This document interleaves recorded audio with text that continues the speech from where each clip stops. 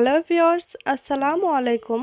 মম cooking studio চ্যানেলের পক্ষ থেকে আপনাদের সবাইকে আরও একবার স্বাগত জানাচ্ছি ভাপা ডিমের কোরমা রেসিপিটা দেখার জন্য। কিচেনে থাকা অল্প কিছু উপকরণ দিয়ে দারুণ মজার এই রেসিপিটা তৈরি করেছি। একঘেয়ে ডিম না খেয়ে বাচ্চারা অনেকেই ডিম খেতে পছন্দ করে না, কিন্তু এইভাবে যদি ডিম রান্না করে দেন তাহলে চেটে পুটে খেয়ে নেবে। তো চলুন পুরো প্রসেসটা দেখে নেই।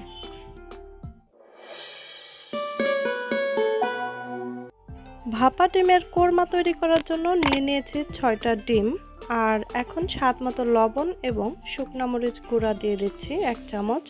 চাইলে কিন্তু এখানে কাঁচা মরিচও ব্যবহার করা যেতে পারে। তো এবার কিছুক্ষণ আমি হ্যান্ড হুইস্ক দিয়ে ফেটে নেব। তো ডিমটাকে এবার ভেপে নেব, আর এটা নিশ্চয় আমরা সবাই পারি। তো দেখুন, ডিমটা ভাপা দিয়ে আমি সেদ্ধ করে নিয়েছি, আর এতটুকু করে পিচ করে নিয়েছি। সময় স্বল্পতার কারণে আমি ডিম ভাপা রেসিপিটা দেখাতে পারিনি, সেজন্য দুঃখিত।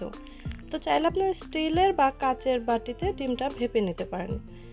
তো চলে আসছি মূল রান্নায়। এখন তেল দিয়ে দিচ্ছি পর্যাপ্ত পরিমাণ, আর এটা কিন্তু পেঁয়াজ বেরেস্তা করার তেল। দিয়ে দিচ্ছি এলাচ, দারচিনি এবং তেজপাতা, আর সাথে গোলমরিচ। এখন দিয়ে দিচ্ছি 1 কাপ পরিমাণ পেঁয়াজ কুচি। পেঁয়াজ এবং এই যে গরম মশলাগুলো আছে সেগুলো আমি একসঙ্গে কিছুক্ষণ ভেজে নেব। এখন দিয়ে দিচ্ছি 1 কাপ পরিমাণ পেঁয়াজ বাটা,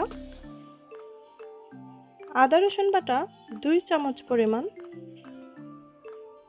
এই মশলাগুলো একসঙ্গে আরও কিছুক্ষণ ভেজে নেব। এখন কিছু গুঁড়া মশলা দিয়ে দিচ্ছি। এখানে আছে ধনে গুঁড়া 1 চামচ, জিরা গুঁড়া 1 চামচ, আর মরিচ গুঁড়া 1 চামচ, সাথে লবণ স্বাদ মতো। তো আরও কিছুক্ষণ আমি রান্না করে নিচ্ছি, দেখতে পাচ্ছেন। আর এই মশলাটা যেন পুড়ে না যায় এই জন্য দিয়ে দিচ্ছি সামান্য একটু পানি। তো এবার কিছুক্ষণ আমি নেড়ে চেড়ে ভালোভাবে মশলাটাকে কষিয়ে নেব।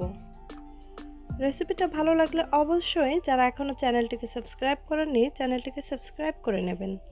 দিয়ে দিচ্ছি হাফ কেজি পরিমাণ দুধ, আর এই দুধটা কিন্তু এমনি নর্মাল গরুর দুধ দিয়েছি। চাইলে আপনারা এখানে নারকেল দুধ বা গুঁড়া দুধ ব্যবহার করতে পারবেন। তো কিছুক্ষণ জাল করে নেওয়ার পর এবার দিয়ে দিচ্ছি কাঁচামরিচ কুচি, আর দিয়ে দিচ্ছি গরম মশলা গুঁড়া 1 চামচ। তো এবার কিছুক্ষণ নেড়ে চেড়ে নিয়ে তারপর এই যে দেখতে পাচ্ছেন ডিমটা আমি দিয়ে দিয়েছি। এবার ঢাকনা দিয়ে ঢেকে নর্মাল আঁচে 10 মিনিট রান্না করে নেব। তো 10 মিনিট পর রান্নাটা আমার হয়ে গেছে। এখন এখানে দিয়ে দিচ্ছি কিছুটা ভাজা পেঁয়াজ বা বেরেস্তা।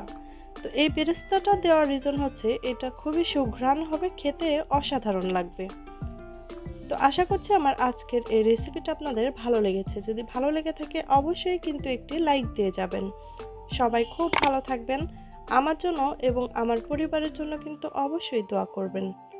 আল্লাহ হাফেজ।